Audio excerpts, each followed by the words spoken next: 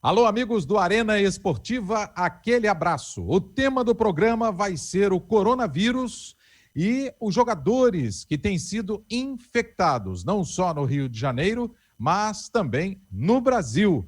E a seleção brasileira, na estreia das eliminatórias, as demais seleções, as eliminatórias para a Copa do Mundo do Catar, um rigoroso protocolo. Para conversar com a gente, nós temos as presenças do jornalista Luiz Ribeiro e também do doutor Silvio Provenzano. Luiz, muito obrigado pela sua presença aqui no Arena. Eu que agradeço, Rui, ainda mais na companhia do doutor Silvio Provenzano, grande médico e excelente pessoa. É um prazer. Com certeza, é verdade. Doutor Silvio, torcedor do Fluminense e também, mais uma vez, aqui no Arena Esportiva, agradeço a sua presença. Rui Guilherme, agradeço a Arena Esportiva, as palavras carinhosas do Luiz Ribeiro. Não é diferente, o fato de ser fluminense mostra que ninguém é perfeito. Tá certo, mas democraticamente, né? Cada um tem um clube, né, doutor? Sim, a gente tem que carregar essa cruz nas costas. Tá certo. Bem, Luiz Ribeiro e doutor Silvio Provenzano, o futebol está aí, não só aqui no Brasil, mas em vários países do mundo. O esporte retornou. Há uma preocupação, o contato, né, e o contágio com o Covid-19, o coronavírus. Falando propriamente dos clubes aqui do Rio de Janeiro, o Flamengo, quando viajou para o Equador para jogar 2 partidas, uma em Quito e outra em Guayaquil, nada mais, nada menos do que 41 pessoas foram infectadas. 17 jogadores e o restante, membros da comissão técnica, o treinador, assistente, dirigentes, presidente do clube, enfim, num total de 41 pessoas. No Fluminense não foi diferente. Foram 9 jogadores de início, depois o 10º, Paulo Henrique Ganso. O Botafogo também teve jogadores infectados, cerca de 6, 7. O Vasco também já teve jogadores e o próprio técnico Ramon Menezes, que não trabalhou em 3 partidas por ter sido infectado com o coronavírus. Primeiramente, eu gostaria de falar com o senhor, doutor Silvio, porque é a pessoa ligada à área da ciência, médico, doutor que tem experiência em vários setores, várias áreas da medicina. O fato de tantos infectados no futebol, doutor Silvio, por que não houve prevenção? O vírus realmente é altamente contagioso. Eu queria que o senhor falasse um pouquinho. Então vamos começar a falar sobre a grande experiência que esse seu amigo tem. Com 39 anos de formado, eu egressei na medicina pelo FRJ em 1981. Eu sou um estudante de coronavírus. A Covid surgiu entre nós há reles 10 meses atrás. Eu tenho desafios clínicos com a malária, que é uma doença conhecida há mais de 4.000 anos. Imagine com a Covid, cujo primeiro caso foi publicado no dia 31 de dezembro de 2019. Portanto, ela tem a idade que este ano de 2020, que todos fazem questão de esquecer, mas que não pode ser esquecido, tem. Todos nós, médicos, e eu fico pasmo com algumas ditas autoridades, que advogam terapias fantásticas, porque isso resolve, porque aquilo cura. Na verdade, nós ainda estamos naquela fase de pesquisa e de coleta de resultados para, de fato, tentarmos entender o que esse vírus provoca no organismo humano. Sabe-se que ele desencadeia um processo de natureza inflamatória que, em algumas pessoas, por razões genéticas e por pertencerem a determinados grupos de risco, é uma síndrome hiperinflamatória, que compromete vários órgãos ao mesmo tempo, coração, fígado, rins, e aí a pessoa realmente está naquela fase 3 da Covid, com uma taxa de mortalidade muito alta. E nessas horas, apesar de todas as medidas de suporte que podem ser oferecidas em UTI, mesmo assim a mortalidade é elevadíssima. A maioria dos pacientes tem casos brandos, como se realmente fosse uma gripezinha, mas não é. É um vírus que, em algumas pessoas, pode levar à morte. Portanto, é uma virose respiratória, uma síndrome aguda respiratória grave, causada por uma nova cepa de coronavírus que surgiu pela primeira vez na cidade de Wuhan, província de Hubei, na China, mas que se espalhou pelo mundo inteiro a ponto de, no dia 11 de março deste ano, a Organização Mundial de Saúde ter declarado a doença uma pandemia, ou seja, presente ao mesmo tempo nos 5 continentes. A questão dos jogadores que você me pergunta, e eu sigo na resposta, é que o tipo de comportamento que o jogador de futebol tem, o Rui. O Luiz sabe disso muito bem, que também, tanto quanto você, acompanha futebol. Nos treinamentos, eles ficam todos juntos e misturados. E uma característica do SARS-CoV-2 é que ele tem um alto índice de contagiosidade. Ele pega com muita facilidade de pessoa para pessoa. Eu não preciso ter, como no caso da dengue, da chikungunya, da zika, um mosquito. No próprio caso da malária, eu tenho que passar pelo mosquito Anopheles. Se eu não tiver o vetor, eu não pego malária. Na Covid, não. Uma pessoa passa para outra. E passa como? Através da presença do vírus, que é eliminado em gotículas, que ficam em suspensão no próprio ar ambiente. Chamamos isso de aerossóis. Quanto mais próximo uma pessoa estiver da outra, maior o risco do vírus de uma passar para outra. E veja bem, em alguns atletas, ele pode estar com o vírus totalmente assintomático. Eu fico pensando que no mês de maio, quando o Clube de Regatas Flamengo, assim como o Clube de Regatas Vasco da Gama, aqui no Rio de Janeiro, insistiram em reiniciar os treinamentos, eu fiquei preocupado, viu, Rui? E o que eu fiz enquanto, na época, ainda era até o dia 31 de maio, eu fui presidente do Conselho. Eu não sou autoridade na matéria, malgrado ter largado a chefia da Clínica Médica dos Servidores para assumir a presidência do Conselho, eu reuni peritos em medicina desportiva e doenças infecto-parasitárias. E a eles eu propus uma única pergunta: é adequado o retorno aos treinamentos? É absolutamente errado o retorno dos treinos por conta do aglomerado. Eu soube que no treino do Flamengo, não sei se é verdade, são de 100 a 120 pessoas dentro de campo, pela grandiosidade do clube. E aí o diretor médico do Flamengo, o Dr. Márcio Tanuri, diante desse conselho, falou que ele tinha um protocolo absolutamente seguro. Na verdade, ele testaria todos os jogadores e funcionários.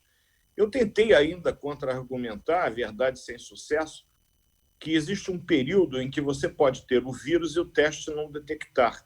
E neste pequeno período, devido à aglomeração das pessoas, várias pessoas podem se infectar. Ele me disse na época que eu estava errado, e veja bem, o Conselho não estabeleceu uma lei. Ele apenas recomendou que não era o momento, cabia a cada diretor médico tomada de decisão. Eles insistiram em continuar, rigorosamente nada foi feito contra eles, foi a decisão deles, mas eu acho que os fatos que se sucederam depois, inclusive, lamentavelmente, com o próprio doutor Márcio, que adoeceu, viu-se que o tal protocolo de seguro é igual a defesa do meu time, não tem rigorosamente nada. Tá certo, doutor Silva. É lamentável, né? Até porque o Flamengo liderou, né? Inclusive até a volta de público ao estádio, quando o governo federal, através do Ministério da Saúde, também liberou, mas quem dá o ok ou não são as secretarias estaduais e municipais. E depois os clubes não quiseram que só o Flamengo tivesse público, como no jogo Flamengo e Atlético Paranaense, aqui no Rio de Janeiro. Ou todo mundo tem, ou ninguém tem. Então, dado o problema da pandemia, né, que houve um decréscimo e depois houve um aumento, e agora parece que está um pouco estabilizado em vários estados, dentre eles o Rio de Janeiro, a CBF definiu que não tem público, pelo menos por enquanto. Luiz Ribeiro, isso tudo que o doutor Silvio falou, o Flamengo com 41 infectados, Fluminense com 10, Vasco também um número elevado, Botafogo idem. O que você pode tirar de conclusão disso tudo? O Rui tem duas máximas. A primeira, eu como jornalista e como cidadão, eu respeito a opinião sempre da ciência, dos médicos. Então, nós, né? Nós. Eu não sou... A gente não vai dizer assim, tome cloroquina, tome hidroxicloroquina, eu tiro a máscara. Não, longe disso.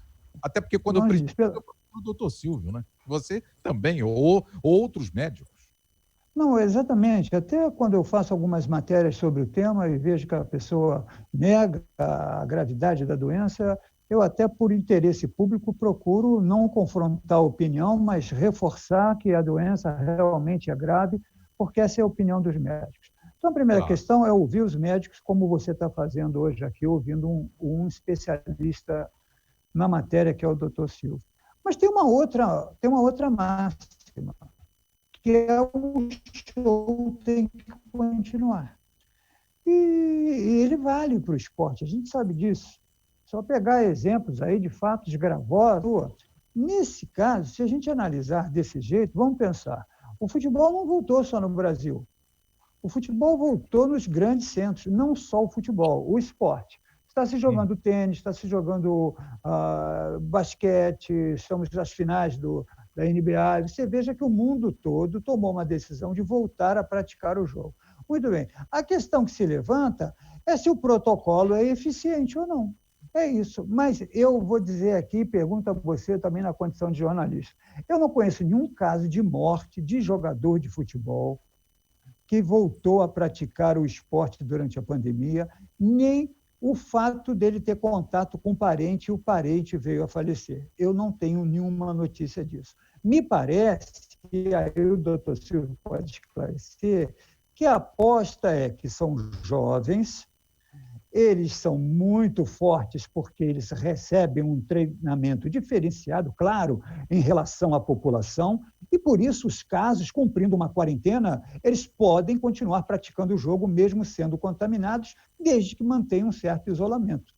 Gostaria de ouvir o doutor Silvio, mas a minha explicação é que eles apostam que o esporte, de uma certa maneira, oferece proteção mesmo você sendo contaminado.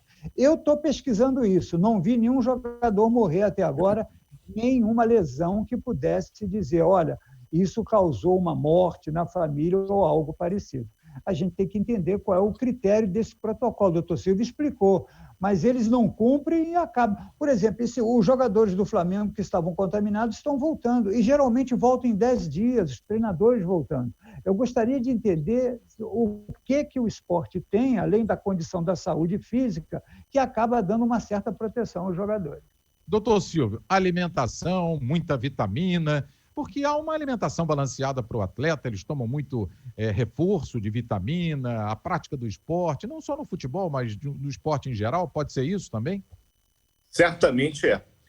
Veja bem, são indivíduos que não são obesos, normalmente não são hipertensos nem diabéticos, eventualmente nós temos casos de jogadores que são diabéticos do tipo 1, é famoso o caso do grande artilheiro Washington, que disputou uma Libertadores pelo Fluminense, e o esporte o ajudava a controlar muito bem a doença dele.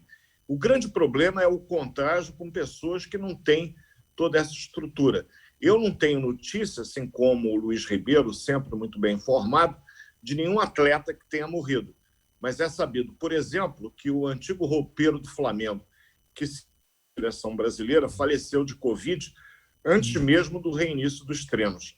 Por quê? Porque ele não era um atleta. Ele trabalhava com atletas, o que é bem diferente. Já tinha uma idade avançada, né, doutor Silvio? Sim, exato. Acabei de ter uma notícia muito triste hoje com um funcionário nosso aqui do Conselho, também com uma certa idade, grupo de risco, obeso mórbido, hipertenso, internou anteontem e está muito grave.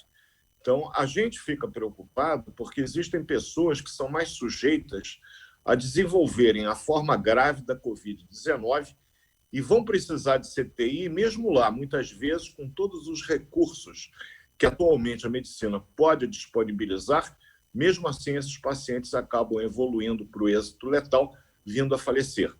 E veja bem, a minha preocupação, em momento algum, enquanto presidente do Conselho, era com a possibilidade da doença provocar, o vírus provocar uma doença grave nos atletas, mas pelo fato deles serem fontes de disseminação do vírus. Foi amplamente publicitado pela mídia o jogador Diego do Flamengo, um excelente jogador, andando de bicicleta sem máscara na Praia da Barra. Veja bem, ele com o vírus, provavelmente passando o vírus para outras pessoas na sua prática de exercício. Na época ele não estava infectado, é fato, ele não estava, eu não sabia. Ele veio a se infectar depois, mas naquele momento não estava. Mas quem poderia garantir? Então eu acho que a gente tem que ter um mínimo de bom senso. Eu não tenho nada contra a volta às atividades desportivas, com os cuidados necessários. Eu não vejo nada contra, inclusive, a atividade escolar retornar, porque crianças e adolescentes têm menor risco, apesar de que muitos alegam que elas passariam a ser vetores da doença. E é fato, Elas podem contrair na rua o vírus e levá-los para dentro de casa, muitas vezes na companhia dos avós, que estão em isolamento, e passar o vírus para essas pessoas. Mas eu acho que com o uso da máscara, lavando adequadamente as mãos, quando elas estiverem em trânsito, esse risco é bem minimizado e a gente poderia retomar as atividades de escola, que eu te digo uma coisa, é tão importante quanto as atividades desportivas, que elas fossem logo retomadas. Perfeito. Na segunda parte do Arena Esportiva, nós vamos voltar com o médico, com o doutor Silvio Provenzano e também com o jornalista Luiz Ribeiro, da Super Rádio Tupi, tratando do assunto coronavírus, jogadores infectados à volta do esporte. Já, no Arena Esportiva.